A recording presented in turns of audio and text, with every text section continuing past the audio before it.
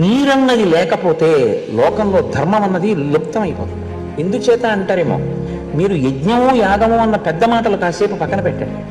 అసలు ముందు ధర్మం అన్నది నిలబడాలి అంటే మొదలు ఎక్కడా అంటే సంధ్యావందనం దగ్గర. సంధ్యావందనం మానేయడం కన్నా కూడా ఘోరమైన నేరం లోకంలో ఇంకోటి లేదు. ఎవరు సంధ్యావందనం చెయ్యడానికి అధికారము కలిగి ఉన్నారో వాళ్ళు సంధ్యావందనము చేసి తీరాలి. అది నిత్యకర్మ, అది మారడానికి వీల్లేదు. సంధ్యావందనం చెయ్యాలి అంటే ఏముండాలి? సంధ్యావందనం చేయాలంటే పువ్వులు ఉండాలి, అక్షతలు ఉండాలి, కర్పూరం ఉండాలని లేదు. సంధ్యావందనం చెయ్యాలంటే నీళ్లు ఉండాలి. ఆచమ్య ఓం కేశవాయ స్వాహ అని పుచ్చుకోవడానికి ఉండాలా? అర్ఘ్యత్రయ ప్రదానం చెయ్యాలంటే నీళ్లు కావాలా? ఇది ఉంటే కదా అసలు నీకు సంధ్యావందనం చేస్తే కదా నీకు సంధ్యాహీన అశుచి స్వకర్మసు నిత్యకర్మసు. వాడు సంధ్యావందనం చెయ్యని వాడు ఏ పని చేయడానికి అర్హతను పొంది ఉండడు. మరి అసలు సంధ్యావందనం చెయ్యాలంటే ఉండవలసింది నీకు పువ్వులు అక్కర్లేదు, ఏమీ అక్కర్లేదు, కసి నీళ్ళు